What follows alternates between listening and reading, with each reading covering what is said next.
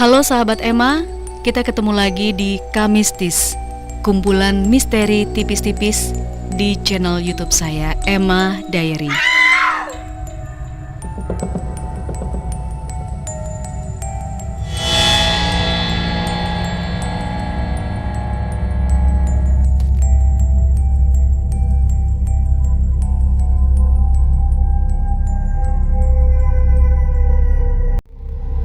Kali ini saya akan bercerita tentang kejadian atau peristiwa misteri yang saya alami sekitar 3 tahun yang lalu.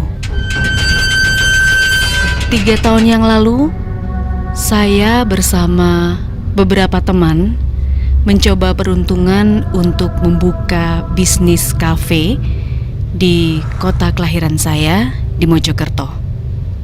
Bisnis ini sebenarnya bukan bisnis besar, jadi kalau saya bilang kafe kelihatannya terlalu eksklusif ya. Jadi saya cukup mengatakan bahwa bisnis saya ini adalah bisnis warung kopi. Saya bekerja sama dengan beberapa teman saya atau pemilik modal yang kemudian merekrut 2 karyawan. Awalnya, usaha warung kopi saya ini hanya buka 1 shift saja, yaitu jam 4 sore sampai jam 12 malam. Lalu karena kebutuhan atau karena peminat yang lumayan, akhirnya usaha warung kopi saya buka dari mulai jam 9 pagi. Mau nggak mau, selain saya mempekerjakan 2 orang karyawan, saya pun juga harus turun langsung untuk membantu usaha warung kopi ini. Pada suatu malam, 2 karyawan saya pulang lebih awal karena mereka ada acara khusus waktu itu. Sehingga saya pun terpaksa harus jaga atau harus piket di warung kopi milik saya ini sampai jam 12 malam. Rencananya sih hanya sampai jam 12 malam aja seperti biasa. Tapi karena waktu itu entah kenapa banyak sekali pengunjung yang datang, sehingga khusus pada malam hari itu, meskipun saya sendiri, beberapa kali saya menutup warung kopi sampai jam 2 dini hari. Itu sudah sering. Suatu malam, ketika saya jaga warung kopi milik saya sendirian, ada beberapa pengunjung yang datang. Seperti biasa saya layani dengan menu-menu sederhana yang sudah tersedia. Karena saya merasa jenuh di dalam ruangan warung kopi itu, iseng-iseng akhirnya saya keluar menuju ke jalan depan. Lokasi warung kopi saya ini memang ada, bisa dibilang lokasinya ada di jalan besar, jalan raya, tapi bukan jalan utama. Cuman lokasinya memang jalan menuju ke tempat wisata. Sehingga meskipun malam hari, jalan raya depan warung kopi saya tidak pernah sepi dari kendaraan. Tapi entah kenapa, jalanan pada waktu itu tidak seperti biasanya. Sepi banget. Padahal saya lihat itu baru jam setengah 12 malam. Ya, udara memang tidak terlalu dingin, tapi angin semilir membuat kejenuhan saya yang tadi di dalam ruangan warung kopi agak sedikit terobati. Saya sempat ngobrol dengan tetangga sebelah warung kopi saya. Jadi warung kopi saya ini memang bersebelahan dengan beberapa layanan jasa. Ada salon, kemudian juga ada pom mini, kemudian juga ada beberapa gudang mungkin ya, yang sebenarnya saya tidak bisa mengatakan itu kosong, karena saya melihat beberapa kali setiap malam ada aktivitas di sana. beberapa orang berkumpul, kemudian terdengar suara ngobrol di dalam gudang itu. Bahkan saya mengira bahwa di sana memang ada yang tinggal gitu ya. Malam itu jalanan memang sepi banget. Saya cuma bilang dalam hati, sepi banget ya malam ini. Ya udah, setelah saya ngobrol dengan beberapa tetangga, karena memang waktu itu sudah jam 11:30, mereka memutuskan untuk menutup usahanya. Jadi salonnya udah tutup, kemudian pom ini juga sudah mulai tutup. Saya cek sekitar jam 12 lebih lah. Tepat di pinggir jalan ketika mereka masuk, beberapa menit kemudian ada seseorang yang keluar dari gudang di seberang jalan, gudang di seberang jalan yang saya bilang tadi memang sering ada beberapa orang di situ ya. Saya melihat ada seorang perempuan yang keluar dari gerbang, kemudian memanggil saya, "Mbak," gitu. Ya karena jalanan waktu itu cukup sepi, akhirnya saya menyeberang pun tidak ada halangan apa-apa. Saya hampiri perempuan itu. Dia bilang, "Warkopnya masih buka ya, Mbak?" Saya jawab, "Iya, mau pesan apa, Mbak?" Dia nanya lagi, "Bisa nggak diantar ke sini nanti? Saya pesan." Ya, namanya rezeki ya. Otomatis saya mengiyakan. "Oh bisa, Mbak, nanti saya antar." Gitu. Akhirnya dia pesan beberapa menu. Waktu itu belum musim dalgona ya, belum ada dalgona. Jadi hanya cappuccino, tapi dia minta es, lalu ada tahu bakso. Kemudian saya bergegas untuk kembali ke warung kopi dan saya membuatkan pesanan perempuan tadi yang ada di gudang depan. Nah, setelah pesanannya siap, kira-kira ya nggak ada setengah jam, sekitar 20 menit lah. Saya sudah siap dengan pesanan mbak-mbak tadi.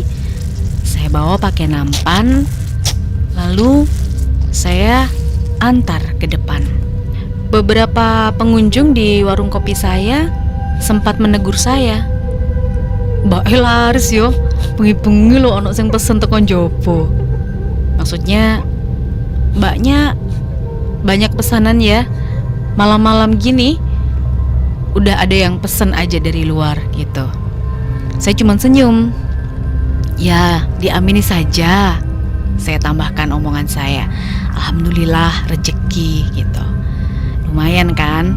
Akhirnya saya antar. Saya menyeberang jalan. Di pintu gerbangnya itu memang tidak dikunci ya, tidak ada kunci, tidak diselot juga, seperti terbuka sedikit gitu. Ya otomatis saya langsung masuk dong ya. Nah ketika saya masuk, saya melihat kondisi gudang itu seperti sebuah ruangan begitu. Hanya ada lampu temaram yang gak begitu terang. Ya saya panggil dong mbaknya, Mbak, permisi." Memang badan saya tidak langsung masuk gitu ya. Jadi agak apa sih kalau bahasa Jawanya itu ingip-ingip, intip-intip di depan pintu gerbangnya gitu. Mbak, permisi." Gak ada jawaban. Sepi banget. "Halo, Mbak, ini pesanannya," gitu. Terus ada laki-laki yang keluar dari samping gudang menegur saya, "Mbak, lapo Mbak?" Nah otomatis karena ada orang yang juga ada di gudang itu, ya saya bilang dong ke dia, "Ini Mas, tadi pesanan mbaknya yang ada di sini tadi katanya pesen ini ke saya, suruh nganterin," gitu. Nah tiba-tiba si cowok tadi itu cuman senyum-senyum aja gitu. "Mbak yakin tadi ada yang pesan?" gitu. Ya otomatis saya bilang, "Yakin lah." Ya yakin, emang orangnya pesan tadi. Pesennya es cappuccino sama tahu bakso itu. Saya kasihin ke lelaki tadi, ke cowok tadi. Ini mas, dikasihkan aja sama mbaknya. Terus dijawab sama cowok itu, lah, terus kalau sampean kasihkan ke saya dong yang makan. Aku lah mbak sing mangan. Ya terus saya bilang, ya kasih ke mbaknya tadi yang pesen tadi loh. Si cowok itu akhirnya ngotot dan dengan nada tinggi dia bicara bahwa, Mbak, ini gudang sudah tutup.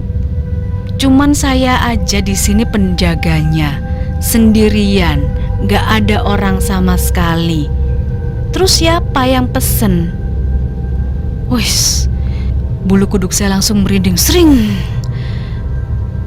Karena saya yakin tadi ada perempuan yang keluar dari gerbang ini dan manggil saya, dan dia pesen makanan di warung kopi saya dengan catatan saya harus ngantar ke situ. Ya saya bilang, emang bener mas, tadi itu ada mbak-mbak yang pesen makanan ke saya. Masa iya saya ngada-ngada gitu? Si cowok ini masih tetap gak terima nih. Ciri-cirinya gimana? Nah aku bilang, ciri-cirinya perempuan tadi itu pakai baju warna nggak jelas ya, warna kuning apa warna putih tulang, tapi nggak putih juga sih, tapi juga bukan warna kuning gitu loh, pokoknya warna itu aja. Bajunya bukan daster, bajunya seperti atasan dan bawahan gitu, pokoknya pakai setelan rok gitulah, pakai setelan rok. Terus dia nanya lagi, keluarnya dari mana? Ya saya bilang, dia keluar dari pintu gerbang sini. Malah dia manggil saya kok, yang saya tadi duduk di depan warkop saya, di ujung sana gitu.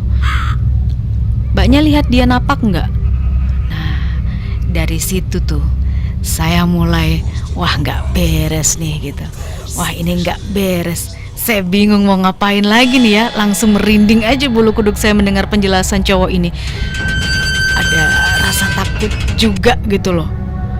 Terus si cowok tadi menjelaskan, segini mbaknya memang nggak salah. Ya karena kan mbaknya ini baru buka warkop ini beberapa bulan aja kan di sini, belum ada 2 bulan ya, beberapa minggu lah. Jadi memang di gudang ini itu sering seperti itu. Kalau khususnya untuk mereka-mereka yang buka usaha di sepanjang jalan ini yang belum tahu atau belum kenal gitu ya, dia kadang-kadang muncul, kadang-kadang pesen, kadang-kadang manggil, kadang-kadang ya seperti itulah kira-kira. Wih, saya makin takut saudara. Ya saya takut. Waduh mas gimana dong gitu.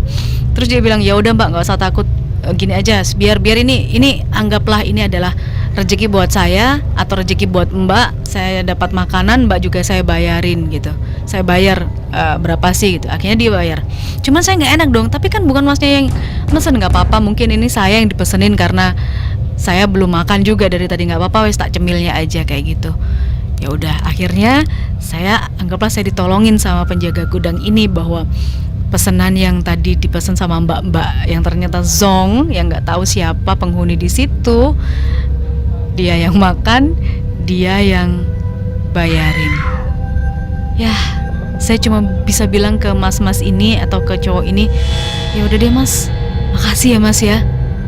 Setelah itu saya langsung nyebrang.